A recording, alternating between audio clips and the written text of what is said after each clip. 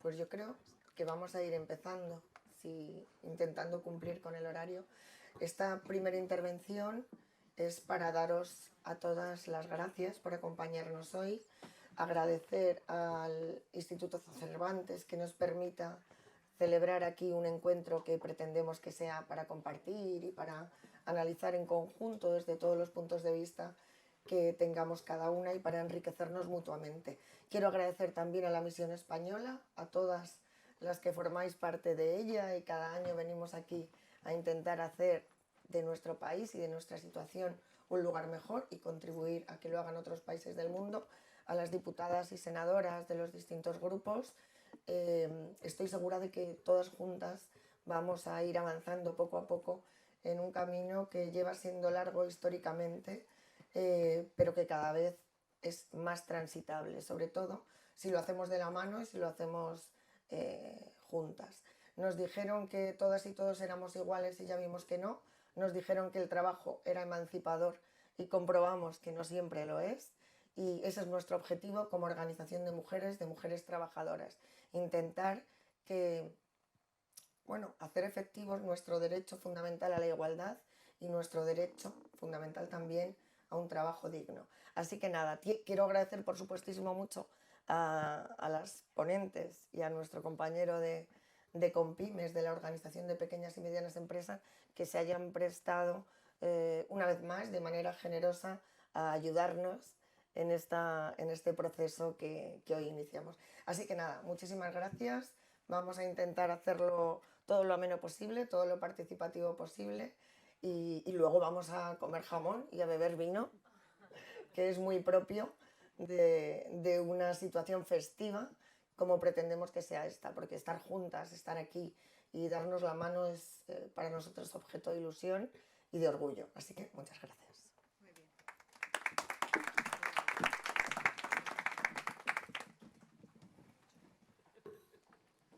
Bueno, muy buenos días.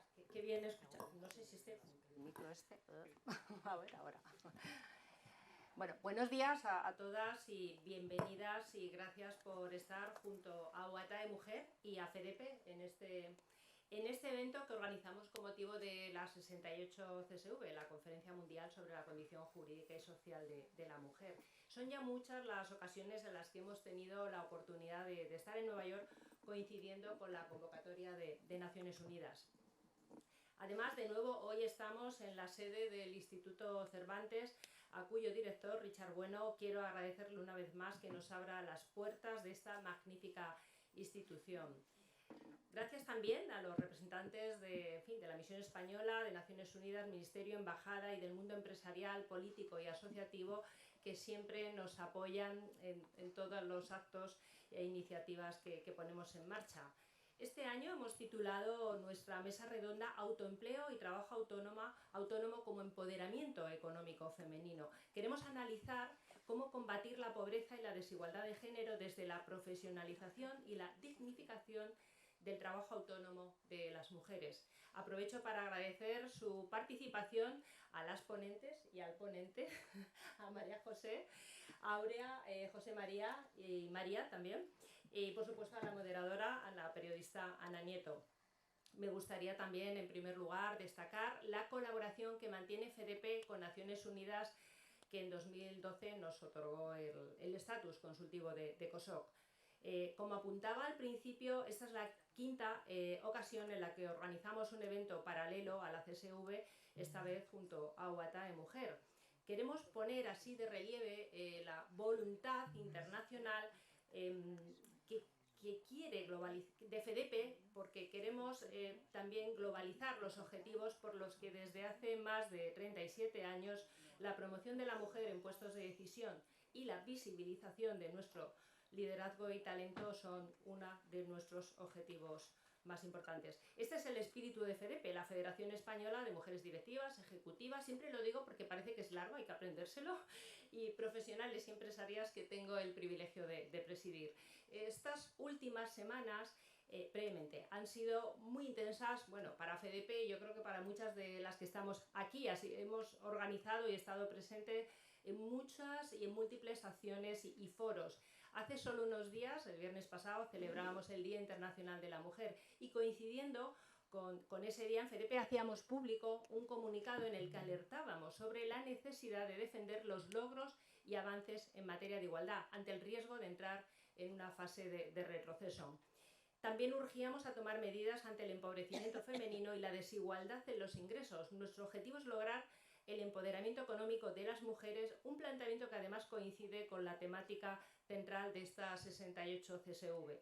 Las mujeres tenemos, como sabemos, aún mucho camino por recorrer, empezando por derribar definitivamente las barreras y estereotipos que siguen bloqueando el acceso de las mujeres a los espacios que nos corresponden. A este reto se suma otro fundamental, que es el que hoy abordamos en esta mesa: acabar con los desequilibrios económicos y laborales que empobrecen y precarizan la vida de las mujeres. Por eso hemos querido llamar la atención este año en esta mesa redonda sobre el gran desafío económico mundial que supone integrar el talento femenino en el mercado laboral, también desde el trabajo autónomo y desde el emprendimiento.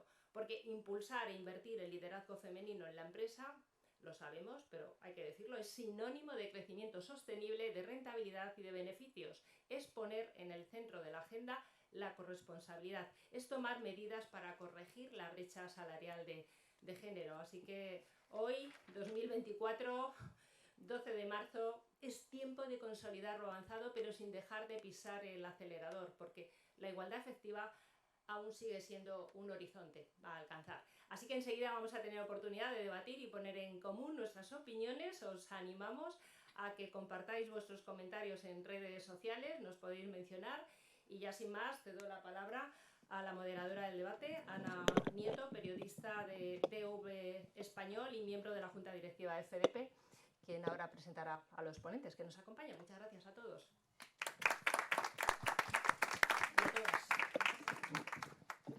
Y no por este orden. Buenos días. Lo digo No por sé la si se me mayoría. escucha. ¿Se me escucha? Ah, fenomenal. Gracias. Bueno, buenos días a todos. Hoy es el día 12 de marzo en el que se celebra en este país la paridad de salarios. Las mujeres estadounidenses tienen que trabajar hasta el día de hoy para cobrar lo mismo que cobran los hombres en el año 2024. Y esto es en la generalidad de las mujeres. En el caso de las latinas, tienen que seguir trabajando hasta noviembre. Así que es muy importante que sigamos hablando de empoderamiento de mujeres, es muy importante que sigamos hablando de las condiciones en las que trabajan las mujeres, y vamos a avanzar sobre ello hoy con un panel que, bueno, ya habéis conocido: Ana Bujaldón, presidenta de FEDEPE y empresaria. También tenemos a la secretaria general de Watae Mujer. Tenemos también a Aurea Esparza, que es psicooncóloga, y tenemos a José María Torres, presidente de Compymes, y a su lado María José Martí, que es empresaria aquí en Estados Unidos. Tiene una empresa que se llama 0R, trabajando con inteligencia artificial. Y vamos a abrir el debate directamente. Tenemos muy poquito tiempo para la cantidad de temas que tendríamos que tratar. Y me gustaría la primera pregunta, un poco para todos, pero te voy a dar primero la palabra a ti, María José. ¿Qué características compartidas detectáis en el emprendimiento femenino y en las mujeres autónomas? Uy, no, creo que tengo un micrófono, no sé si se me escucha bien. Bueno, digamos que el trabajo autónomo, que significa que las mujeres cada día, de manera personal y directa, llevamos a cabo una actividad por cuenta propia, esa es la generalidad de lo que sucede en nuestro país. Y el emprendimiento es un relato épico y profundamente neoliberal, que consiste en que, bueno, en dotar de una suerte de romanticismo a una actividad que en la realidad no es tal.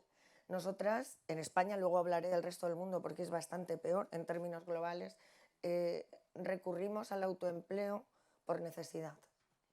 Ese paradigma de la vocación, del riesgo, de la libertad, realmente forma parte del privilegio de una absoluta minoría, muy respetable y muy, por supuesto, gratificante, y que a todas nos parece motivacional, pero lo cierto es que el 99% de las mujeres que se dan de alta por cuenta propia es porque no encuentran trabajo por cuenta ajena. Esta es la realidad y suele suceder en momentos muy claves de la vida. habitualmente, fijaros, tras los cuidados, ¿no? Abandonamos nuestras carreras personales o profesionales cuando somos madres, en términos de renuncia, porque luego si queréis hablaremos un poco de la protección social y del escudo social que otorgan los sistemas, no solo el nuestro, los sistemas laborales en el mundo, que son muy escasos para nosotras. Y entonces pues tienes que renunciar o ser madre o trabajar, ser una profesional, una empresaria, una autónoma. Y luego se produce la vuelta, ¿no? Y la vuelta, incluso cuando venías de trabajar por cuenta ajena, es que tu carrera profesional se ha parado. Y querremos verlo o no, pero esa es la realidad. Y como no tienes acceso al trabajo laboral ordinario, pues te haces autónoma. En condiciones, otras una separación, otras el cuidado de las otras personas que rodean nuestra vida, que son hermanos, padres, cualquier situación de responsabilidad colectiva la seguimos asumiendo nosotras. Y eso deriva en muchas ocasiones en un trabajo autónomo que ya parte precarizado, porque no ha sido tu elección. Muchas veces no es tu elección ni siquiera la actividad a la que vas a iniciar. Nosotras vemos a muchas mujeres migradas o no migradas, pero que te dicen, quiero darme de alta como autónoma, y les preguntamos en qué, dicen, da igual, toque, no sé, necesito, ¿no? Necesito salir a trabajar. Y este tema que os he citado de las mujeres migradas, bueno, solo os daré un dato del crecimiento del trabajo autónomo que se ha producido, que nos dan los últimos datos de la EPA. Las mujeres migrantes han crecido 18 veces más que las mujeres españolas, ¿no? que hemos nacido allí. Es decir, es obvio que no se dan de alta porque todas estas mujeres vengan a emprender un proyecto de éxito, sino vienen a sobrevivir. En el resto del mundo, y termino, que sé que me enrollo mucho, es aún peor. De hecho, el trabajo autónomo ocupa la mitad del empleo en los países en vías de desarrollo y en los países emergentes. Es decir, ¿por qué? Porque es un trabajo informal, poco retribuido, sin protección y por tanto somos un auténtico chollo. La precariedad, la mano de obra más barata y con menos derechos, las mujeres. Y cuantos más necesidad tengamos, peor. Por tanto, yo sé que esto, pero creo que nos tenemos que decir a la cara las cosas, ¿no? Que tenemos excepcionales y maravillosos ejemplos de mujeres súper vocacionales, súper exitosas, pero no dejan de ser la excepción. El trabajo autónomo es para nosotras muchas veces la última opción. Me gustaría saber si José María y Ana habéis encontrado esta situación en vuestras actuales posiciones como a la presidencia de Comprime y tú también como empresaria. Pues sin duda yo coincido, no sé si se escucha, sí, no, a ver, ¿sí? ¿Ahora? Sí. Vale, gracias. Coincidimos, el mayor número de emprendimientos es emprender por necesidad, que es lo que estaba describiendo ahora María José, pero además por añadir cosas nuevas, yo creo que la edad media del emprendimiento femenino está entre los 35 y 50 años, pero estamos observando además que es la única salida laboral para mujeres mayores de 45. O sea, esto que se llama ahora edadismo, que empieza a partir de los 45, aquí alguien más seguramente que lo apuntará, tienen una verdadera frustración. Estamos hablando de mujeres de perfiles muy variados, pero a veces perfiles de mujeres con doctorados, con una gran experiencia, que han hecho paréntesis en su vida y que no se desesperan enviando currículos y no las llama nadie. Esto nos parece un problema y nos preocupa la calidad de ese emprendimiento, nos preocupa la fiscalidad, nos preocupa qué pasa con estas mujeres que al final empiezan con muy poquitos recursos. Vemos también que cuesta muchísimo crecer, por lo tanto tenemos al final un tejido de mujeres emprendedoras, autónomas, supongo que se puede entrar en matices, pues en fin, pues pobres, efectivamente, pobres, y da igual un poco el espacio social en el que uno quiera pensar. Así que yo creo que además me parece que tengo aquí que hay que olvidar que el desempleo de larga duración también está afectando más a las mujeres mayores de 45 o 50 y entonces es otra consecuencia por la cual deciden abordar el emprendimiento. Las brechas en las pensiones, que no ha salido, pero también es otra característica que vemos en las mujeres que son autónomas y que llegan a la jubilación, y que llevan, creo que la brecha, no sé, igual lo tenéis mejor, casi en un 50, ¿no? A veces, por ciento, ¿no? En 40% con respecto a todos, el colectivo de autónomos con respecto a los asalariados, un 40% de media menos, y las mujeres un 26% adicional. O sea, es decir, jubiladas pobres, es que no se puede definir de otra manera. Bueno, por cerrar, solo reforzar la idea de que deciden hacerse autónomas como alternativa, como una oportunidad para generar ingresos. Una oportunidad para generar ingresos. Y de cotizar. Oportunidad. Sí, sí. Hay que ver, o sea, una analizar qué calidad de... José María. Gracias. ¿Se oye? Sí. Bueno, también hay que puntualizar que también hay que hablar de lo que es el emprendimiento voluntario, ¿no? El emprendimiento voluntario también, cuando se habla de características, también hay muchas mujeres que no lo hacen por necesidad, y ese emprendimiento voluntario pues muchas veces se hace porque quieres trabajar en algo que te gusta, ¿no? Y porque tienes la valentía de meterte en un proyecto, no siempre es por necesidad. Cuando es por necesidad, claro, ahí hay el problema que no todo el mundo está preparado para montar un negocio, ¿no? Y ahí tenemos la cantidad de negocios que cierran antes de cumplir los 2 o 3 años, ¿no? El 50% de los negocios en Europa cierran antes de cumplir 2 o 3 años. Sí que es cierto que los negocios que están liderados por mujeres pues obtienen más beneficios y duran más años. Eso hay estadísticas que lo demuestran y son reales. Y respecto a lo que ha dicho Ana Bujaldón, en el tema de los mayores de 45 años, nosotros llevamos años, hemos presentado propuestas ahí en el Congreso de los Diputados, en el Senado, y estamos intentando que se cree una comisión como hay en Estados Unidos, que protegen a partir de los 40 años, y en cada estado tiene esa comisión. Estamos intentándolo con el Ministerio de Trabajo, porque el 57% de los parados en España son mayores de 45 años, de los cuales hay una parte muy importante, hay 1,5 millones, hablamos de 1,5 millones, que más de 900.000 son mujeres, que sufren doble discriminación por edad y por género. O sea, en el momento que pones el currículum en las plataformas de empleo, pones que eres mujer y la edad ya te eliminan, ya no llegas ni a la primera entrevista, y eso es un problema gravísimo que tenemos no solo en España, ¿no? Porque el edadismo afecta a muchísimos países, ¿no? Y más con el envejecimiento de la población, y que estamos minorando las posibilidades de sus hijos, ¿no? Cuando los padres no tienen trabajo, tienen muchas dificultades para obtenerlo, pues es muy complicado. Y es mucho más de 1,5 millones, que hablamos de un 57-60%, porque si contamos los fijos discontinuos, que son los otros 750.000, que es un trabajo precario, porque trabajar una semana al año o un mes, eso no es trabajar, sigue estando precario.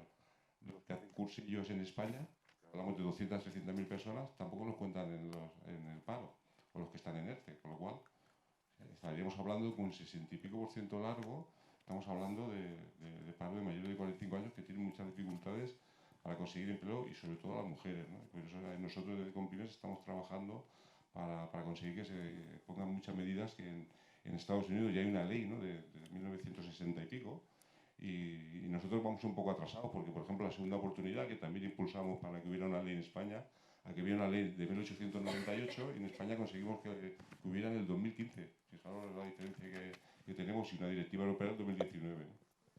Vamos adelantados en otras cosas, atrasados en otras. Aquí, por ejemplo, no hay una ley de baja maternal federal, así que ese camino lo tenemos por lo menos adelantado. Me gustaría hablar con Aura Esparza, psicooncóloga. Estamos hablando de una situación en la que las mujeres van a necesitar una fortaleza especial. ¿De dónde se saca? Bueno, yo es que partiría... ¿Sí? Vale. Partiría de otra idea, Ana. A mí me parece que la exigencia de que la fortaleza tenga que venir de la mujer es en sí misma una trampa, ¿no? Es una nueva carga que le añadimos a la mujer emprendedora, a la mujer autónoma, que parte de una situación ya en la mayor parte de las ocasiones de profunda vulnerabilidad, porque las que nos preocupan, creo, en este contexto, son precisamente las que no tienen posibilidad de elegir. Y si encima de no haber podido elegir esa profesión, esa forma de desarrollo profesional, tenemos que exigirles una nueva fortaleza, me parece que es una carga de alguna manera bueno, pues, insostenible, ¿no? Porque las personas no somos fuertes, las personas pasamos por etapas y a veces podemos ser un poquito más fuertes o un poquito más frágiles. Vulnerables somos siempre. Pero no deja de ser, insisto, una exigencia profundamente individualista. Yo creo que debemos plantearlo desde otro lugar y desde qué recursos como sociedad podemos proporcionar a esa mujer y no exigirle la fortaleza para que disponga de las herramientas para elegir o para no elegir, pero poder desarrollar esa profesión, ¿no? Creo que era una mujer africana, no recuerdo, tengo por aquí el nombre, Zategui, que decía que hacía falta una tribu para criar a un niño. Bueno, pues probablemente hace falta una tribu para también acompañar a una mujer que vulnerable necesita desarrollar su profesión y salir adelante de la manera que quiera y no exigiendo, insisto, esa fortaleza. Vamos a retomar esa idea, pero también quiero dar oportunidad a María José Martí para que nos cuente. Ella es una empresaria, es vocacional. Me gustaría saber un poquito cómo ves tú la diferencia en estas dos posiciones que estamos viendo. ¿Me oís? No sé si... Tarda un poquito en llegar. Vale, de acuerdo. Muy bien. Yo creo que la gran similitud es básicamente tener o querer control de la situación. Tú tienes una situación que tú quieres cambiar y yo creo que tanto siendo mujer empresaria como autónoma es tu vehículo para llegar donde tú quieres ir. Entonces yo creo que es tremendamente importante, claro, no es lo mismo que seas empresaria con una situación familiar versus otra, y no es lo mismo siendo a los 20, a los 30 como a los 40. Mirad, yo hace muchos años vivo aquí en Estados Unidos y he trabajado siempre en grandes corporaciones, en grandes roles de liderazgo, y hace 2 años decidí montar mi startup, mi empresa, ¿no? en inteligencia artificial, en un ámbito que yo conocía muy bien. Claro, mi situación es muy diferente ahora mismo que cuando yo acababa de estudiar la universidad, siendo de un pueblo pequeñito de España, había estudiado en Barcelona. Claro, en aquel momento tienes que determinar dónde tienes que ir o qué tú tienes que hacer. Entonces, yo creo que es tan importante, sobre todo en las mujeres, ayudarles al principio. Y no estoy hablando de ayuda económica. Gracias por alguna subvención, pero no es lo importante. Sobre todo es el arrancar. Seamos claros, si tú eres un hombre con acento británico de Oxford y tú vas al banco a abrir una cuenta, hablas con un contable, hablas con un abogado, básicamente tu nivel de confianza va subiendo, ¿no? ¿Qué vas a montar? ¿Esta startup o te vas a poner por tu cuenta? Muy bien. Te lo digo al revés. Es una mujer que habla como yo, en inglés, tengo un gran acento, o en España simplemente es una mujer, hasta yo misma, te miran ya diferente. Entonces, en vez de que tu autoestima te va para arriba, tu autoestima te va para abajo. Entonces es tan importante que desde el principio se agarren de las manos a las mujeres que quieran, o bien ser empresarias o autónomas, y ayudarles. Esto para mí creo que es clave. Pues vamos a hablar de la tribu y de cómo vamos a agarrar de la mano a las mujeres. Me gustaría saber cuáles son las necesidades, qué es lo que queda por hacer, cuáles son las principales barreras que necesitamos tumbar directamente, como suene. ¿Cuáles son esas barreras que queremos tumbar para que esto salga adelante? No sé. Bueno, yo escuchando un poco todo esto, por aclarar conceptos, un poco que los tengamos claros. Yo he padecido cáncer, lo he sufrido, suena un poco raro. Yo perdí el trabajo en ese mismo instante, porque yo era una mujer profesional libre, quiero decir, era abogada, trabajaba en un despacho y según me puse enferma yo no podía facturar y por tanto prescindieron de mí en ese mismo instante. Por cierto, lo mismo sucedió antes cuando me quedé embarazada, porque como se estructura la relación como si fuera mercantil, se parte de la idea de que tú tienes tu empresa, tienes trabajadores, puedes decidir, puedes tal. Ya te digo yo que no. Porque tú tienes un contrato, cuando lo tienes mercantil, que permite que se resuelva por la mera voluntad. Pero es que diciéndotelo, no vuelvas mañana. Estás embarazada, enhorabuena, un ramo de flores y a tu casa. Eso es una situación que nos deja completamente fuera del estado del bienestar, ahora que tanto se habla de la Constitución, qué alegría, ¿no? Pero la Constitución se demuestra ahí, tendiendo la mano, sabiendo que tú no tienes capacidad de elegir. Yo ahora, y sigo conmigo misma, trabajo en Televisión Española. ¿Alguien piensa que yo puedo tener ni una sola capacidad de influencia en las condiciones de trabajo que me imponen. Ni una sola garantía de estabilidad, de remuneración, de duración, nada. Eso es cómo se articula el trabajo autónomo en nuestro país y en el resto de los países. Por eso crece. Porque para Televisión Española, que por cierto, si me estáis viendo, qué ente más bueno y todos, no tengo ningún problema. Vaya a ser que me quede sin trabajo. Pero es un chollo. Si me tuvieran que contratar por cuenta ajena, me tendrían que garantizar vacaciones, una retribución salarial de acorde con el convenio y con lo que cobren los señores y tal, bueno, una cierta estabilidad en el tiempo, y si me despiden o si yo me pongo enferma, ya tendría derechos.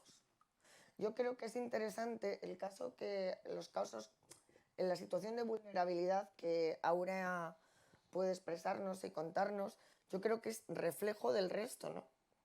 Hay muchas otras que afortunadamente no son tan graves, pero si una mujer es autónoma, tiene la desgracia de padecer cáncer, se va a quedar sin trabajar, con una protección social mínima. De esto, si queréis, hablaremos. Es cierto que se han dado en los últimos años en este país pasos muy relevantes, pero todavía insuficientes. Desde el punto y hora en que cuando tienes una contingencia vital que a todas nos puede pasar, pueden prescindir de ti. ¿Dónde se tienen que dar esos primeros pasos? Yo, si quieres, yo tengo una perspectiva y básicamente lo que pasa es, pues hay un embudo tremendo. Pensemos a los 15 años. En los 15 años todas tenemos hijas o sobrinas o nosotras mismas. ¿Quiénes sacaban las mejores notas en el instituto? Las chicas, en cualquier disciplina, daba igual. Oye, ¿qué pasa? ¿Cómo es que las perdemos? Hay varios motivos. Uno de ellos es la falta de role models, de modelos, ¿vale? Creo que es el crítico, pero en cualquier momento. A los 15, a los 20, a los 30, a los 40, 50, da igual. Necesitas modelos por un lado. Pero luego también hay uno que es muy claro, que es la educación. Cuando hablamos de la educación es, contra más flexible sea la educación, mejor. ¿Qué quiere decir? A los 15 años, 16, te hacen decidir si eres de ciencias o de letras. No lo sabes, es que eres muy joven y además te diré una cosa, no es tanto si eres de ciencias o de letras, si tienes una mente más analítica o más... Os voy a poner un ejemplo. Una de mis grandes amigas en Barcelona, ahora mismo una gran historia de éxito, es la jefa de lingüística, inteligencia artificial, centro de investigación, etc. Le ha costado casi hasta los 48, 49 años llegar allí, porque ella empezó siendo de letras y empezó por la lingüística. Ha llegado allí, pero mirad lo que le ha costado. En Estados Unidos tú no tienes que elegir. La hija de unos amigos nuestros le ofrecieron una beca para ir a University de Pennsylvania, es una de las top, para hacer literatura. Al cabo de un año, ¿sabéis qué dijo? Yo es que no quiero hacer esto. Está haciendo neuroscience ahora mismo. Entonces lo que quiero decir es esto, es muy importante la flexibilización en los estudios. Al principio no poner una etiqueta, yo soy de letras, yo soy de ciencias, sino ir ayudando a que la gente vaya encontrando sus vocaciones y entonces nos sorprenderemos de que vayan saliendo. Esto es uno, y luego la otra es lo que estábamos hablando de, no es cuando tú tienes hijos, es lo que viene después cuando tienes el hijo, no es el embarazo, es después balancear todo lo que está en el aire. Entonces yo creo que hay momentos claves de la vida de la mujer donde necesitas esos apoyos. José María, ¿quieres...? Bueno, yo añadí, ¿no?, de barrera la principal, ¿no?, sin entrar ya en si eres hombre y mujer, la financiación, ¿no? Cuando montas un negocio, la primera barrera es la financiación. Y yo, como habla María del tema de la educación, yo iría más abajo aún, cuando son los niños más pequeños. Yo tengo una nieta de 2 años. El mes pasado, ¿sabéis qué le regalaron? Porque seguramente aquí habrá muchas madres y también alguna abuela, ¿no?, que tendrá nietos. Le regalaron una muñeca para peinarla. Le regalan un bebé, ¿no?, para cuidarlo, y una cocinita. Pero eso, las amigas de mi hija le regalaban cosas así. Y si fuera un niño, le regalaríamos una cocinita, porque también hay muchos cocineros, ¿no? Lo tenemos interiorizado, esos sesgos que tenemos todos, ¿no?, en la infancia, y esos micromachismos que existen, ¿no?, que empiezan con la infancia. Yo me acuerdo cuando era pequeño, mi madre a mí no me dejaba hacer la cama. O sea, no, vosotros tenéis que hacer otra cosa, ¿no? Y bueno, y todo eso ha ido cambiando, pero aún no lo suficiente. Yo el otro día lo pensaba, ¿no?, que hablaba que tenía que venir aquí y pensaba, mira, Si le están regalando todo cosas para que, ¿no? ¿Por qué a un niño no? Una cocinita. ¿O por qué no los juguetes pueden ser muy parecidos? Si una niña un coche, ¿por qué no? Y yo creo que ahí se empieza, ¿no? En la infancia. Y luego, por supuesto, que las mujeres tienen, claro, si tienes hijos, si tienes que cuidar a las personas mayores, a tus padres, normalmente la mayoría de esos cuidados los hacen las mujeres, ¿no? Y claro, los hombres deberíamos implicarnos mucho más. Pero yo llevo participando en jornadas de mujeres que nunca eran hombres. Al final dice, hombre, queréis dar un mensaje para los hombres, pero no los invitáis. No, no les invitáis. Sí les invitamos, ¿no? Pues si no hay ningún hombre, solo soy yo de hombre, el mensaje no está llegando a los hombres, que al final es al hombre al que le tiene que llegar. Pues si sois mejores estudiando, saquéis mejores notas, sois más inteligentes, sois más fuertes, lo sois todo, ¿por qué luego triunfa el hombre? Solo por ser más bruto, ¿no? Más burro y más inconsciente. Bueno, en tu Es una caso, cosa que, en tu claro, caso ¿no? un poco En tu caso sí, pero... ¿no? Bueno, vamos a ver. El cambio cultural, yo creo mucho, por supuesto, y ya está bien, ¿no? Llevamos siglos, decía Susan Sontag, hace casi un siglo estamos, ella decía, estamos en el mismo estadio que estaban las personas, que ella hablaba de Estados Unidos, las personas negras durante la esclavitud. Bien, en muchos países sigue siendo así. Por tanto, el cambio cultural, por supuesto. Pero es que mira, yo ya no estoy para invitaros a actos. O sea, que vengáis, claro, que fenomenal. Pero yo lo que estoy es para que tengamos un marco jurídico, que sea un mandato y que sea suficiente y protector para que avancemos. O sea, ya, ¿no? Creo que es momento de dar pasos en esa dirección. ¿Cuáles serían los elementos básicos para ese mandato jurídico, social? ¿Cuál es lo que vosotros pensáis que es absolutamente necesario que contenga? Pues mira, termino. Estamos trabajando, exigiendo diariamente, y lo vamos a hacer durante toda la legislatura y las que vengan, que ojalá que sean esta, apostar por un estatuto del trabajo del siglo XXI que incorpore el trabajo autónomo, que haga imposible estas cosas que os digo, que si eres una abogada y tienes un contrato mercantil con quien sea, mercantil porque no tiene manera de ser, tengas cierta garantía y de protección social suficiente para que puedas cumplir con las etapas de tu vida de aquella manera. Y exigir, que claro, para todo eso necesitamos capacidad de influencia y de conversación. Cuando se abra ese diálogo con el gobierno para hacer el estatuto, las organizaciones van a ser presididas por señores, salvo la nuestra. No va a haber organizaciones concretas de mujeres cuando estamos protagonizando esto. Eso no puede ser. Tenemos que estar en las negociaciones colectivas también. Tenemos que estar en todos los ámbitos de influencia y de decisión. Yo creo que se ha acabado el tiempo de las cocinitas y los cochecitos, que está muy bien, pero estamos en el momento de ya. Desmercantilización, estaba pensando si me iba a salir esta palabra. Es que tiene lo suyo. Y paridad en las negociaciones. ¿Tienes algo más que añadir, Ana, por tu parte? Bueno, quería añadir con respecto a la financiación que apuntaba José María, que además hay estudios relativamente recientes que nos están diciendo que para las mujeres que emprenden la diferencia de financiación entre hombres y mujeres está medido llega hasta un 50%. Entonces, si cuando tú arrancas tu negocio te está costando, o sea, no accedes a ello, pues claro, te está limitando el acceso. O sea, que quería subrayar esta parte y subrayar también que también por lo que apuntaba María, a veces esas barreras internas, esos miedos que podemos tener, los problemas están, las barreras también, pero no sé, hay que tratar de afrontarlas y ir hacia adelante y tratar de, bueno, al menos mantener esa ilusión viva de, en fin, soy la capitana de mi destino. Eso está claro, pero esas mujeres migradas que vienen a España, que no encuentran trabajo, que no, ya ni os cuento lo de contar con financiación, ¿no?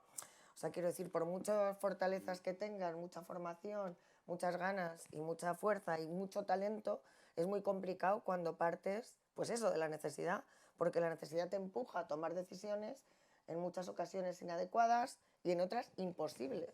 Porque nosotros muchas veces decimos a estas mujeres que dan el salto, es que estás dando un salto al vacío, es que esto es una inducción casi al suicidio. A ver, no, digo en términos económicos y sociales, por supuesto, ¿no? Claro. Tú sabes de financiación, María José. Cuéntanos cómo es tu experiencia, incluso estando en un país como en el que estamos, en el que hay un gran capital preparado para los empresarios que tienen ideas innovadoras. ¿Ser mujer te convierte inmediatamente en un ser especial para estos inversores? No. Mira, creo que te comenté la anécdota del fin de semana.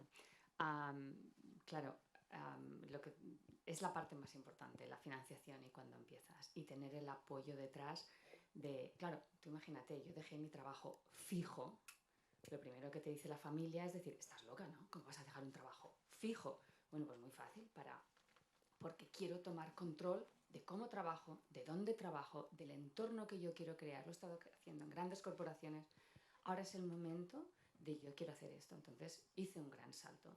Entonces, como te comentaba este fin de semana, tienes dos opciones en este momento, o agarrar y levantar dinero, ¿no? Porque vas a hacer una startup, vas a empezar a levantar dinero, o empezar con un poco de capital privado, con familia y amigos, y luego intentar tener clientes lo más rápido posible. Yo decidí ir por esta segunda opción, pero de todos modos también exploré la primera. ¿Sabéis cuál es el feedback? Bueno, la respuesta que recibí, y además de alguien que conozco desde que vine a Estados Unidos en el 2003, nuestros hijos van al mismo colegio, era un amigo, fui a buscar pues consejo, ¿no? Básicamente se me queda mirando, él conoce mi currículum, todo lo que he hecho, se me queda mirando y dice, perdona, pero ¿qué quieres? ¿Que vas a montar una empresa de inteligencia artificial? Perdona, María José, pero es que eres vieja. Y no, es que estas empresas las crean... A ver, si fueras un chico de 22 años que acaba de dejar Stanford con una capucha, entonces sí, pero tú, no. Básicamente ese era el feedback. Y la siguiente cosa que me dijo es, pero ¿sabes qué? Como soy tan buen amigo tuyo, pásame el algoritmo, que tengo aquí gente muy buena que se lo mirará. Digo, ¿pero tú piensas que soy tonta o qué? ¿No? Entonces, lo que te quiero decir es que el tema de la financiación es un tema clave y es empezar en el principio. Por eso cuando decíamos de la ayuda no solo es conseguir la financiación, es ayudarles a cómo pedirla. Es ir a hacer el buen business case. Y es a cuando te dicen que no 3 veces, no bajar la cabeza. Subes y cambias la situación. Yo, todo el mundo que me conoce sabe que yo no lloro. No, salí todavía más fuerte de aquella conversación, ¿no? A mí me tienes que decir lo que yo tengo que hacer. Pero no siempre estás en estos momentos de tu vida de la misma manera. Y necesitas gente a tu lado. Para mí, mi marido ha sido siempre el gran apoyo.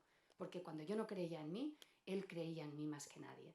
Entonces yo creo que la parte de la financiación es crítica y sobre todo ayudar a las mujeres al principio para que no se deshinchen.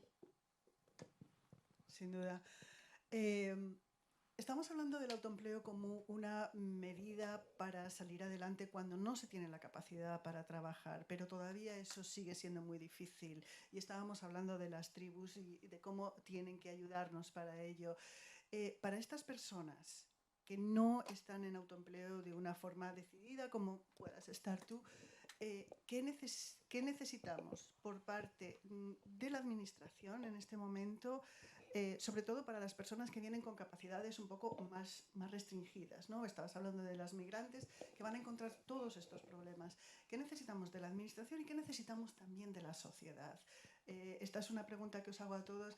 En cuanto a la de la sociedad, preferiría que Aura nos la comentara porque yo creo que lo tienes más... Cuéntanos. Vale. Bueno, probablemente no existan recetas estereotipadas para nada en la vida, ¿no? Y mucho menos para cuestiones tan personales de cada mujer en este caso. Decía María José que hemos pasado ya el tiempo en el que podemos invitar a los hombres a los actos. Yo creo que también hemos pasado el tiempo ya en el que debemos hablar de compartir el cuidado. Pero no estamos ahí. Ya, pero ese es el problema. El problema, yo creo, fundamentalmente es que si de verdad viviéramos en una sociedad en la que el cuidado se compartiera y esa corresponsabilidad fuera una responsabilidad compartida en realidad, ¿no? Real, probablemente pues no sucederían estas cosas que suceden cuando los contratos mercantiles se rescinden en el momento de los embarazos. Entonces, como sociedad, ¿qué debemos hacer? Insisto, volver a la tribu, volver a la colectividad y entender que nadie sale de manera individual de ninguna situación compleja, ni de una vulnerabilidad económica, ni de una vulnerabilidad profesional, ni por supuesto en lo que se refiere a mi ámbito más cotidiano, que es la enfermedad grave y la enfermedad crónica. Y como sociedad siempre trabajar en mecanismos de adaptabilidad y de flexibilidad. Decía María José la importancia del control sobre el trabajo. Pues no es que te voy a quitar la razón, pero yo necesito llevarlo hacia otro camino. Sabemos que los edificios, y estamos en Nueva York, que los edificios que mejor sobreviven a los terremotos son aquellos que pueden cimbrear, ¿no? con las sacudidas, y las personas también. Entonces, que como sociedad podamos trabajar en cuidarnos de manera colectiva y común, y sobre todo proporcionar mecanismos que nos ayuden a adaptarnos, a que no haya tanta rigidez a la hora de enfrentarnos a las situaciones de crisis. Ana. Pues Yo. estaba pensando que María José querría poner el marco jurídico y yo podría Sí, apuntar, pues te lo pero- pongo si quieres. Pero bueno, de todas formas, a ver, yo creo que tenemos que resolver la conciliación. Es necesario llegar de verdad a ese 50% de corresponsabilidad y es necesario que la sociedad, y especialmente que haya un marco jurídico de ese reconocimiento de los cuidados, ¿no? que al final está claro que nos lastra en nuestra carrera profesional. Necesitamos quizá pues más reconocimiento, porque seguimos viendo, y bueno, va al hilo quizá de alguna de las preguntas de antes, pero sí que observamos, y lo hemos transmitido muchísimas veces, que el sector que se feminiza se precariza. Entonces, eso tiene que ver con el valor que se da al trabajo que hacemos las mujeres, pero estemos casi en el plano que estemos, ¿no? O sea que yo creo que fundamentalmente habría que trabajar ahí y efectivamente pues tratar de encontrar ese consenso amplio, también de un consenso jurídico, pero digamos con todos los partidos, para poder avanzar y no sentir y no ver en los datos, además constatar en los datos que estamos dando pasos hacia detrás, especialmente en los puestos de decisión. No estamos llegando, o cuando estamos llegando estamos también en posiciones que tienen presupuestos más pequeños, más limitados. Así que hay veces que se habla de ese liderazgo o que avanzamos, pero en fin, siempre hay una trampa, siempre hay algo que nos está frenando. Yo es que creo que la corresponsabilidad, por supuesto que existe en términos de hombre y mujer, pero es mucho más amplia. Esa tribu de la que hablaba Aurea y de la que tú también mencionabas, yo creo que es la sociedad, es la construcción social que hacemos. ¿Qué sucede?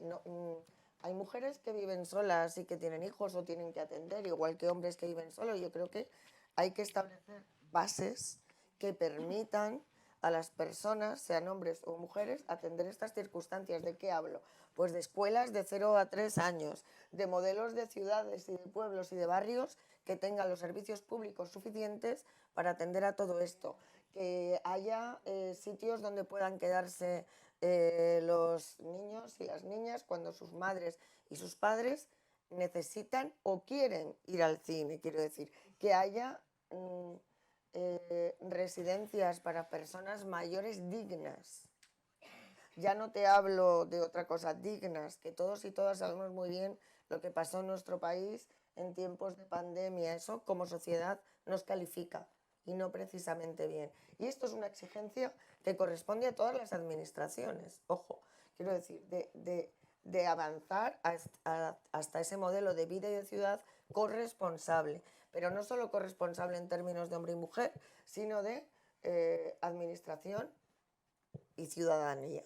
Eso pasa, insisto, en servicios públicos de calidad, suficientes, adecuados, dignos, felices, para poner la sociedad al servicio de la felicidad. Ya no te digo ni siquiera del trabajo, que también. Una cosita nada más. Decía ayer la ministra en la recepción que no puede haber democracia sin igualdad, y leyendo un poco para prepararme esta ponencia, leí un libro súper interesante que se llama Democracia y Cuidado, que plantea que es que tampoco puede haber democracia sin cuidado, sin el cuidado que estás planteando tú ahora. Ya no solo poder dejarlo a las redes de apoyo, que son fundamentales y que son las que nos proporcionan en realidad calidad de vida y posibilidad de supervivencia como seres humanos, como individuos, pero también como colectividad, sino que nos hagamos cargo, ¿no? como sociedad de ese cuidado que también es imprescindible para la democracia. Pero redes de apoyo fundamentalmente femeninas. A ver, tenemos que ampliar un poco el espectro. No, redes de apoyo estructurales. Exacto. Pero actualmente lo que sucede es que Sí, cualquier lo que mujer, la sucede red que es tiene que... de apoyo es 95% femenina.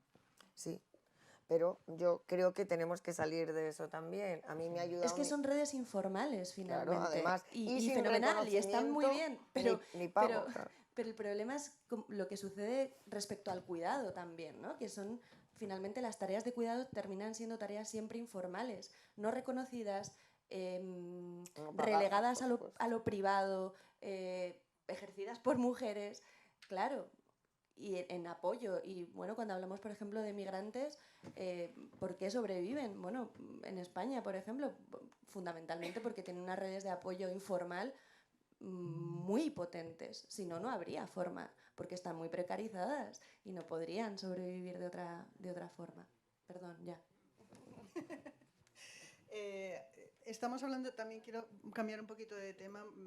Nos tenemos que mover porque nos quedan apenas 10 minutos y me gustaría que si hay alguien de la audiencia que quisiera hacer una pregunta. Entonces voy a hacer yo la última de momento. La normativa europea y la española están regulando la paridad en los consejos de administración de grandes empresas. Pero, ¿cuál es la situación del liderazgo femenino en las pymes? ¿Y qué diagnóstico estáis haciendo de las medidas que se pueden considerar para impulsar la igualdad? Y en estos momentos la verdad es que me gustaría que hiciéramos énfasis en la posibilidad de que vayamos atrás en todo ello, porque la presión existe. Sí, ¿Has dicho pymes? Ha dicho pymes, ¿no? Sí. Bueno, Si digo pymes, digo José. Yo fui ponente en la Cumbre Mundial del Clima y hablé sobre el tema de las migraciones. Nos encontramos con el tema del cambio climático. Más de 900 millones de personas en el mundo se dedican a la agricultura de subsistencia y la mayoría son mujeres. Y van a venir también, por lo cual, ¿qué se puede hacer de la administración? La administración debe trabajar en la formación, en la integración. Pero si hablamos de los planes de igualdad, hace ya unos años ya que se implantaron en España y no llegan ni al 40% de las empresas que lo han implantado, por lo cual tenemos un grave problema en ese sentido. Pero también se debe ayudar a las pymes. Somos un tejido de pymes en Europa, el 99% del tejido empresarial somos pymes. Que se debe ayudar a las pymes, porque son 2 de cada 3 empleos que se generan en Europa los generamos las pymes.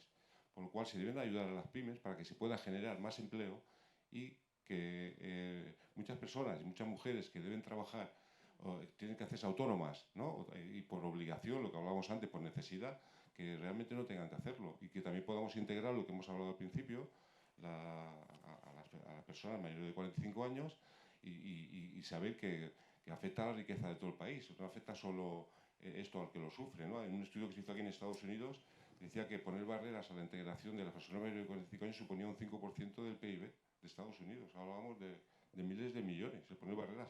Y hablamos de la mayoría son mujeres, por lo cual, bueno, desde la administración y desde el mundo de las pymes y de la empresa tenemos que trabajar también conjuntamente, sobre todo en este tema, porque con el envejecimiento de la población que tenemos, cada vez hay menos natalidad, que no hay relevo generacional. Yo siempre digo, ¿no? Cometemos un terrible error como sociedad marginando el capital más importante del ser humano, ¿no? Que es el conocimiento y la experiencia, ¿no? Y en ese camino pues tenemos que trabajar administraciones, empresas y la sociedad civil para conseguir toda esa igualdad que necesita la sociedad. Creo que Ana quería comentar algo. Sí. Bueno, por cierto, que si hablamos de cerrar brechas de género y de igualdad, en fin, hay muchos estudios, pero el incremento del PIB sería de un 15%. Yo creo que es algo a tener muy en cuenta. Con respecto a la pregunta que planteabas, Ana, estamos también muy expectantes, ¿no? Con este proyecto de ley que esperamos la normativa, ¿no? para este verano, en el que por fin las empresas van a tener que contar al menos con un 40% de mujeres en sus consejos. ¿Qué estamos viendo? Pues como llevamos muchos años hablando de recomendaciones de la Comisión Nacional del Mercado de Valores, por ejemplo, el foco está muy puesto en el IBEX 35, que son las 35 empresas más grandes, donde es verdad que ya casi está en un 39%, creo, casi es un 40%, hay, en fin, extremos, algunas llegan al 50%, otras apenas rozan el 30%, pero en ese grupo de empresas grandes, cotizadas, que no son del IBEX 35, aún hoy, en el 2024, hay 6 empresas que no tienen ninguna mujer en sus consejos, ninguna, y eso también es un indicio. Luego, además, dices, vale, está el foco puesto en los consejos de administración. ¿Qué pasa con los equipos de dirección? Pues que apenas hay un 22% y además a veces en retroceso. Y no solo eso, algo que estaba apuntando antes, ¿no? Que muchas veces esas posiciones dentro del equipo directivo, pues es verdad que estamos en recursos humanos a veces en marketing, pero normalmente estamos más en posiciones de presupuestos mucho más limitados. Y luego vemos que es necesario que las mujeres lleguemos a esos espacios de decisión en estas grandes empresas, por supuesto que en las pymes también, donde es verdad que también somos una minoría de mujeres, pero también en esos otros espacios que son a veces pues federaciones y otros tejidos de sociedad civil y política donde no estamos, pues si no estamos no está nuestra voz, no está nuestra perspectiva y sobre todo no tenemos los recursos, así que en fin, vamos a abrazar esos cambios. Y luego no tenemos los modelos que estaba pidiendo María José. Y unos modelos, ¿no?, para medir esos datos que son absolutamente claves, porque lo que no se mide a veces es que además se empeora, o sea que, ojo, que es muy importante medir. Hablando de no medir, ni siquiera sabemos, hemos hecho un estudio nosotras, pero claro, con la capacidad de extensión que hemos tenido, que es por supuesto limitada, ni siquiera en la encuesta de estructura salarial anual sale lo que recibimos las mujeres autónomas y lo tendrían muy fácil, ¿eh? Es muy fácil contrastar los datos porque como Hacienda somos todos, Hacienda lo sabe todo. Solo un matiz con respecto a lo que decía Ana, y luego la trampa, porque en muchos de esos consejos de administración está la misma. Y además como secretaria del consejo. Es decir, que es que ellos enseguida encuentran ese camino para salir.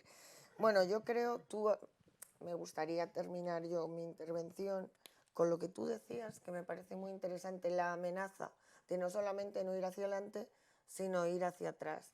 Y quiero recordar que cada movimiento que ha luchado por avances tan relevantes como este nuestro, ¿no?, que es la igualdad entre hombres y mujeres, que es la discriminación más antigua y más persistente que ha establecido la humanidad. Cada vez que algún movimiento, el feminista, los movimientos de mujeres de otros ámbitos, empresarias, da igual, las Kellys, todo esto ha sufrido un revés siempre. Los gobiernos que se han atrevido a dar pasos al frente lo han sufrido. Las mujeres que lo han protagonizado, y ayer compartíamos espacio con algunas que en el pasado sufrieron en sus carnes lo que fue dar pasos adelante, mira, se me pone la carne de gallina, lo han sufrido en sus carnes. Y eso tenemos que ser conscientes de que va a pasar y de que quienes demos, bueno, y tenemos compañeras aquí que los llevan dando toda la vida, de que quienes demos ese paso al frente vamos a sufrir un revés. Pero es tan serio, tan relevante y tan trascendente para la humanidad en su conjunto que hay que hacerlo. Me gustaría saber si hay alguna pregunta. Quiero recordar que esta charla se produce en la tercera década del siglo XXI. No sé si... Hay aquí micros, creo.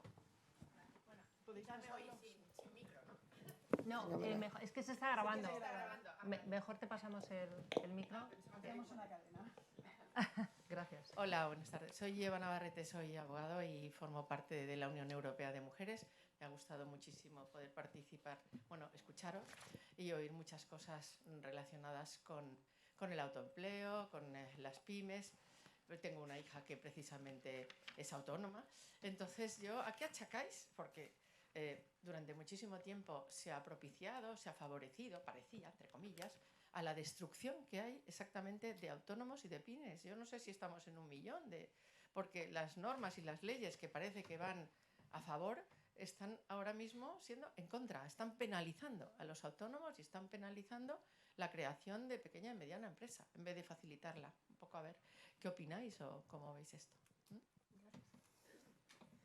Yo, si quieres, te digo datos que los tengo. El otro día hice en un artículo en un medio de España, hablaban sobre los datos de la destrucción de pymes, también de que había bajado la recaudación, el impuesto a sociedades, y eran medios, no eran progresistas, y me dijeron a mí, me pidieron un artículo que va a salir publicado en Hay Derecho, y se lo hice el artículo y me dijo, oye, es que esto no es lo que queríamos. Digo, no, es que lo que quería es, yo digo la realidad con el rigor que dan los datos. En realidad, si miramos desde el 2018, hice una comparación del 2018 al 2024, hemos tenido un crecimiento de grandes empresas, teníamos 4.500, tenemos más de 5.500, 1.000 empresas más grandes más. De pequeñas y medianas empresas ha habido un crecimiento también desde 2018, bastante crecimiento de pequeñas y medianas.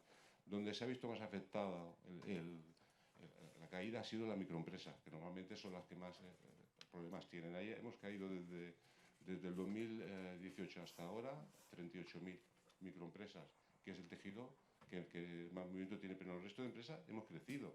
En el impuesto de sociedades, el gobierno recaudó el año pasado, quitando el pelotazo del 2007, cuando fue el boom inmobiliario que gobernaba el gobierno de Aznar, que fue un récord de recaudación.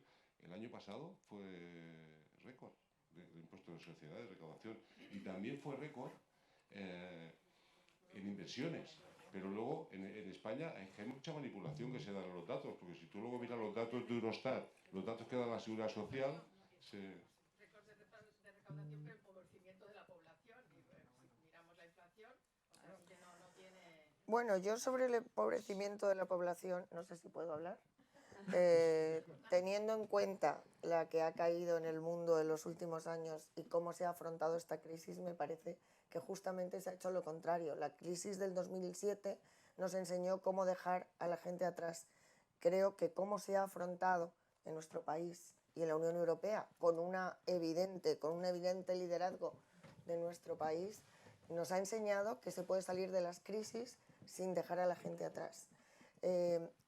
Y cuando digo la gente hablo de los autónomos, y digo que mientras que en la crisis anterior se perdieron 500.000 de autónomos, esta vez hemos crecido en número de autónomos, porque se habilitó una prestación especial por cese de actividad que no existía, sin cotización y sin nada, para que nadie tuviese que cerrar su actividad. Dicho esto, ¿qué entendemos por promover? Tienes razón, Carmen, creo que te llamabas. No, Eva, perdona. Tienes razón en que durante años se ha fomentado el trabajo autónomo, que es lo que yo definí antes como auxilio e inducción al suicidio. Es decir, ¿qué hago para sacar a las personas de las listas del desempleo? Pues que se hagan autónomas. Pero que se hagan autónomas consiste en poner una tarifa plana que es low cost, este emprendimiento de todo a 100, con eso la gente se da de alta, viene fenomenal las grandes empresas que te contratan en vez de como asalariado, como autónomo, y se acabó, sin tener un apoyo concreto y específico, sin definir qué tipo de actividad vas a desarrollar, si eso es importante para tu país, tu pueblo, tu barrio. Todo eso es de verdad fomentar el trabajo autónomo y por supuesto protegerlo. Es que con una tarifa plana, si tienes un accidente al día siguiente, lo que te quedan son 200 euros. Sin embargo, con una protección adecuada, donde quien más tiene pague más y quien menos tiene pague menos, y todos reciban dignidad, todas recibamos, eso es promover el trabajo autónomo. Promover el trabajo autónomo también es decir, oye, pues si a mí como Estado, como sociedad, como pueblo, como provincia, no quiero un bar más en la misma calle. A lo mejor quiero que te juntes con otros y montes una empresa de calzados, una explotación agraria. Todo eso es promover y promover bien y apoyar a quien más lo necesite. Lo que no tenía sentido en este país es que hemos visto gente, grandes profesionales, darse de alta como autónomos con tarifa plana, cobrando... Es que la señora Ana Patricia Botín, si quisiera, podía haber cotizado por la mínima y con tarifa plana. Eso no es proteger el emprendimiento. Eso es quitarte de encima un problema e intentar que la gente salga adelante. Tenemos las cifras de autónomos, desde la crisis de 2008, o sea, tenemos la cifra más alta de autónomos, porque a veces se oye en la prensa española, hay 200.000 autónomos menos. Es falso, es que eso es falso, porque están las cifras ahí. Desde el 2008, con la crisis, tenemos la cifra más alta de autónomos en España, 3.600.000. ¿Eso es bueno o malo? Pues depende. A ver, que tenemos la cifra más alta de autónomos. a ver, lo normal es que cuando hay crecimiento económico y estabilidad, el trabajo autónomo caiga. ¿Por qué no ha caído? Se ha mantenido porque se ha podido mantener la gente que estaba, y no ha caído porque hay mucha gente que sigue incorporándose por esta vía de la necesidad. Pero, y luego también es muy importante, y termino, proteger a los que ya están, a los y a las que ya están. Pues eso, llega una crisis económica, llegan necesidades de actualización, porque la formación tiene que ser permanente y tiene que ser reflexiva y tranquila. Hay que ayudar a la gente que ya está, por supuestísimo. Esto pasa. Al final de la conferencia siempre nos animamos, pero tenemos una pregunta más. Vale, pues no sé si se oye bien. Perfectamente. Vale, pues nada, buenas tardes a todas. Me ha encantado la ponencia y todos los panelistas. Estoy muy de acuerdo con ellas. Quería hacer más que una pregunta, una reflexión. Yo actualmente soy senadora, pero toda mi vida he sido directora de banca, y creo que no tenemos que olvidar, quiero decir que está muy bien que tiene que haber modelos femeninos, tiene que haber apoyos, tiene que haber medidas que cubran las contingencias, pero por mi experiencia de muchos años, creo que hay algo crítico que se nos olvida, porque lo damos por hecho, pero no hay que darlo por hecho. Es decir, cuando uno está yendo a un autoempleo o está haciéndose autónomo, más allá de los falsos autónomos, que yo creo que no deberían existir, creo que uno tiene que ser consciente de que es un mini empresario. Entonces, por mi experiencia, y creo que un poquito más en el caso de las mujeres, sucede que te enamoras de la idea o te enamoras de tu proyecto y se te olvida la parte financiera. En España, en general, no hay cultura financiera, no hay una educación financiera. Creo que las mujeres adolecemos aún más de eso. Hay un cierto rechazo a la parte de los números, las cuentas. Entonces es como, bueno, ¿a cómo pongo el menú del día? Ah, pues a como se me ocurre a mí, que es un precio razonable, pero no hago un escándalo de cuáles son mis gastos. No, mi hora de trabajo, si soy una profesional liberal, no sé cuantificarla, porque me olvido de que hay horas que yo tengo que dedicar a formación, etcétera. Entonces, muchas veces trabajos, o sea, autoempleos, que serían ideas estupendas y que están ahí, yo lo que he visto es que fracasan porque la parte de los números cojeamos, la damos por sabida y se nos olvida que es mucho mejor que tus tartas no estén súper ricas, pero los números los tengas súper bien y tu negocio seguirá adelante y ya aprenderás a hacerlas mejor, a que hagas las mejores del mundo y no sepas cómo las tienes que cobrar. Y por mi experiencia, eso tumba muchos proyectos y es una lástima de mujeres, que como es verdad, y yo también lo he sufrido, en la crisis anterior mucha gente fue como empujada, no hay nada para ti, búscate la vida, autoempléate, que encima, cuando te dan mucha financiación, las mujeres en ese sentido, digamos que absurdamente estábamos protegidas. Como no te dan mucha financiación, no te habías endeudado demasiado. Es que hay gente que acabó con todos los años que tenían, más, fracasando, con esa sensación terrible, más edad, sin haber aprendido nada de la experiencia y sin saber todavía por qué ha fracasado. Entonces yo creo que el dar por sabida la parte financiera, y creo que deberíamos ya en las escuelas enseñar de los números, porque en la vida hay muchas cosas, y está la salud, y está un montón de cosas, pero creo que no debemos dejar de lado la parte económica y saber de números y tener bien controladas tus finanzas y ser una verdadera empresaria. Aunque tengas un mini kiosco de pipas de la esquina, tú eres una empresaria, como Amancio Ortega. Pones en riesgo lo tuyo y de eso tienes que vivir. Entonces yo creo que eso es una parte muy importante y como digo, yo por mi experiencia era la reflexión que quería hacer, lo damos por sabido, no es un tema que haya salido, pero a mí me parece fundamental. Era lo que quería aportar, no sé si he sabido explicarme. Completamente de acuerdo, además. Gracias.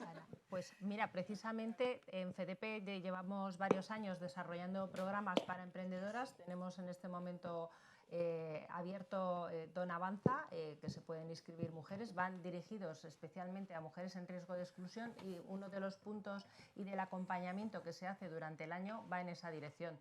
Así que, bueno, lo tenía aquí en el tintero. Aprovecho por si, en fin, por lo menos porque lo hagáis extenso, lo podéis localizar a través de la web Mujeres FEDEPE. A la banca se tendría que haber aplicado el cuento en la crisis también, con la concesión de crédito irresponsable. No está abierto el micrófono. ¿No? Sí, sí que está abierto. Digo que la banca, con el tema este, yo estoy totalmente de acuerdo con lo que dices, pero como dices que trabajas en banca, la crisis del 2008, que fue generada por la banca, por la concesión de crédito irresponsable, no lo digo yo, lo dice el Fondo Monetario Internacional, el Banco Mundial, la Comisión Europea, y fue por eso. por conceder créditos, porque se les cobraba más intereses. Se creó aquí en Estados Unidos, ¿no? Se generó en Estados Unidos. Sí. Se generaban más intereses darle al que no podía pagar, ¿no? Que es un tema que estamos trabajando con la Comisión Europea, que es igual de responsable al que le concedes el crédito que no lo puede pagar que el que lo concede. Estamos trabajando para que la ley concursal, que se aplique también la banca, el cuento, pero no es por una discriminación, como ha salido el tema de la banca, digo que bueno, que la banca también podría hacer muchas cosas en el tema este de formación financiera, porque fueron un poco los causantes de la crisis del 2008. Bueno, dándote en parte la razón y teniendo en cuenta que el origen fue aquí en América, que la preocupación por los objetivos, los bonus y todo eso es muchísimo más agresivo, yo sí quiero poner en valor que creo que la banca en España fue bastante responsable y que ahí había un problema añadido que eran las cajas de ahorro y que yo, que ahora estoy en política, tengo que decir que el error fue que la manejaran los políticos, que tampoco tienen cultura financiera. Entonces, y que estén en los consejos de administración y que decidan las operaciones importantes. Entonces, yo sinceramente sí que quiero romper una lanza y creo que también replantear determinados modelos o determinadas aspiraciones de nuestra sociedad. En el sentido de que yo a mucha gente, siendo directora, le dije, mira, no creo que puedas comprarte esta casa, porque si tú trabajas en el Carrefour y tu novio trabaja en no sé dónde y tú quieres un chalet, no sé cómo hago yo, que soy la directora del banco, vivo en un apartamento. Entonces, me explico, ¿no? ¿Y qué pasa? Que esa persona que tú no le das porque le explicas que no puede acceder, que no va a poder vivir toda la vida de sacrificio, que son 30 años una hipoteca, se marcha y dice, ah, que no me lo das, es que me lo da el de enfrente. Y se va y lo pide. Entonces, quiero decir, esa parte no puedes pedir a la gente. Es decir, no hay que pensar que nosotros pusimos y hablo ahí como ex bancaria, la pistola en la cabeza a nadie, sino que muchas veces determinadas aspiraciones, si no eran satisfechas aquí, buscarían la manera aquí o aquí o aquí, incluso con alguna trampa. Muy responsable la banca, pero nos costó unos cuantos miles de millones a todos los españoles. Yo, por tanto, como creo, los bancos las son cajas entidades... de ahorro, claro, porque ninguno de nuestros bancos ha sido rescatado. Que no, si yo, ¿qué quiero decir? Claro. Bueno, que no ha sido rescatada la banca, en fin. Bueno, volviendo un poco a la cuestión, porque como tampoco tenemos cultura financiera, pues la hacemos en otro momento. Pero sí que me gustaría decir que, como todas las empresas privadas, pues buscan el beneficio, lógico es. Por eso yo creo que tiene que haber un banco público para que el beneficio se comparta entre los ciudadanos. Bueno, en cualquier caso, vamos a seguir hablando de todo esto fuera, si queréis, one on one. Va a decir algo. Y muchísimas gracias a todos por venir, muchísimas gracias a todos los ponentes. María José, José María, Aura, María, Ana. Ahora nos tomamos un vino. Nos tomamos un vino y seguimos hablando de todo esto, pero con el solecito, que hace muy buen día ahí fuera. Muchísimas gracias a todos. De verdad, gracias.